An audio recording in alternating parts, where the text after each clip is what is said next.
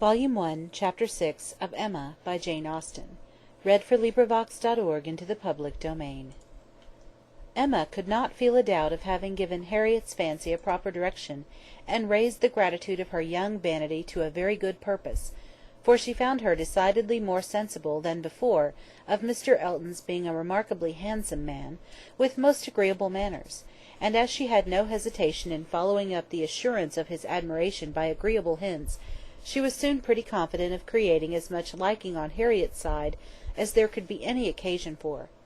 She was quite convinced of Mr. Elton's being in the fairest way of falling in love, if not in love already. She had no scruple with regard to him. He talked of Harriet, and praised her so warmly, that she could not suppose anything wanting which a little time would not add. His perception of the striking improvement of Harriet's manner since her introduction at Hartfield was not one of the least agreeable proofs of his growing attachment. "You have given Miss Smith all that she required," said he. "You have made her graceful and easy. She was a beautiful creature when she came to you, but in my opinion the attractions you have added are infinitely superior to what she received from nature. I am glad you think that I have been useful to her, but Harriet only wanted drawing out, and receiving a few, very few hints. She had all the natural grace of sweetness of temper and artlessness in herself. I have done very little." "If it were admissible to contradict a lady," said the gallant Mr. Elton, "I have perhaps given her a little more decision of character, have taught her to think on points which had not fallen in her way before." "Exactly so! That is what principally strikes me. So much superadded decision of character!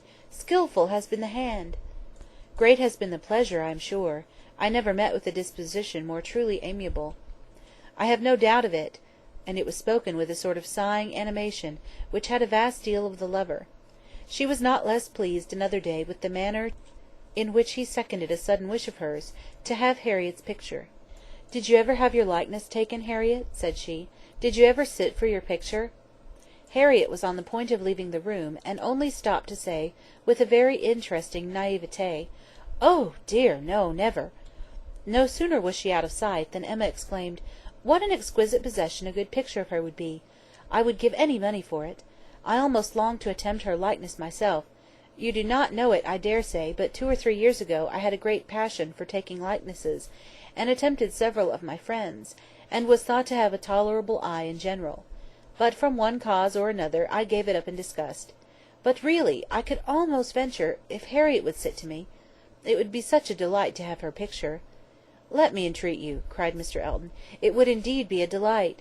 Let me entreat you, Miss Woodhouse, to exercise so charming a talent in favour of your friend. I know what your drawings are. How could you suppose me ignorant? Is not this room in specimens of your landscapes and flowers, and has not Mrs. Weston some inimitable figure pieces in her drawing-room at Randalls?" "Yes, good man," thought Emma, "but what has all that to do with taking likenesses? You know nothing of drawing. Don't pretend to be in raptures about mine.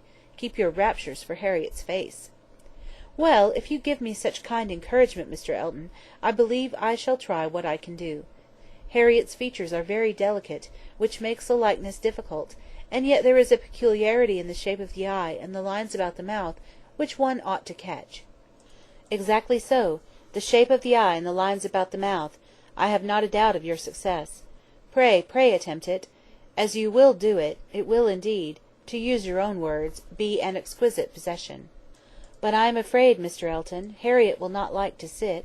She thinks so little of her own beauty. Did not you observe her manner of answering me? How completely it meant, 'Why should my picture be drawn?'" "Oh yes, I observed it, I assure you. It was not lost on me. But still I cannot imagine she would not be persuaded." Harriet was soon back again, and the proposal almost immediately made, and she had no scruples which could stand many minutes against the earnest pressing of both the others. Emma wished to go to work directly, and therefore produced the portfolio containing her various attempts at portraits, for not one of them had ever been finished, that they might decide together on the best size for Harriet. Her many beginnings were displayed. Miniatures, half-lengths, whole lengths, pencil, crayon, and water-colours had been all tried in turn. She had always wanted to do everything, and had made more progress both in drawing and music than many might have done with so little labour as she would ever submit to. She played and sang, and drew in almost every style, but steadiness had always been wanting, and in nothing had she approached the degree of excellence which she would have been glad to command, and ought not to have failed of. She was not much deceived as to her own skill either as an artist or a musician, but she was not unwilling to have others deceived, or sorry to know her reputation for accomplishment often higher than it deserved. There was merit in every drawing, in the least finished perhaps the most. Her style was spirited, but had there been much less, or had there been 10 times more, the delight and admiration of her two companions would have been the same. They were both in ecstasies. A likeness pleases everybody, and Miss Woodhouse's performance must be capital. "No great variety of faces for you," said Emma. "I had only my own family to study from. There is my father, another of my father, but the idea of sitting for his picture made him so nervous that I could only take him by stealth. Neither of them are very like, therefore. Mrs. Weston again, and again, and again, you see. Dear Mrs. Weston, always my kindest friend on every occasion. She would sit whenever I asked her. There is my sister, and really quite like her own little elegant figure, and the face not unlike. I should have made a good likeness of her, if she would have sat longer, but she was in such a hurry to have me draw her 4 children that she would not be quiet. Then here come all my attempts at 3 of those 4 children. There they are, Henry and John and Bella, from one end of the sheet to the other, and any one of them might do for any one of the rest. She was so eager to have them drawn that I could not refuse, but there is no making children of 3 or 4 years old stand still, you know, nor can it be very easy to take any likeness of them, beyond in the air and complexion, unless they are coarser featured than any of mamma's children ever were. Here is my sketch of the 4th, who was a baby. I took him as he was sleeping on the sofa, and it is as strong a likeness of his cockade as you would wish to see. He had nestled down his head most conveniently. That's very like. I am rather proud of little George. The corner of the sofa is very good. Then here is my last, unclosing a pretty sketch of a gentleman in small size, whole length.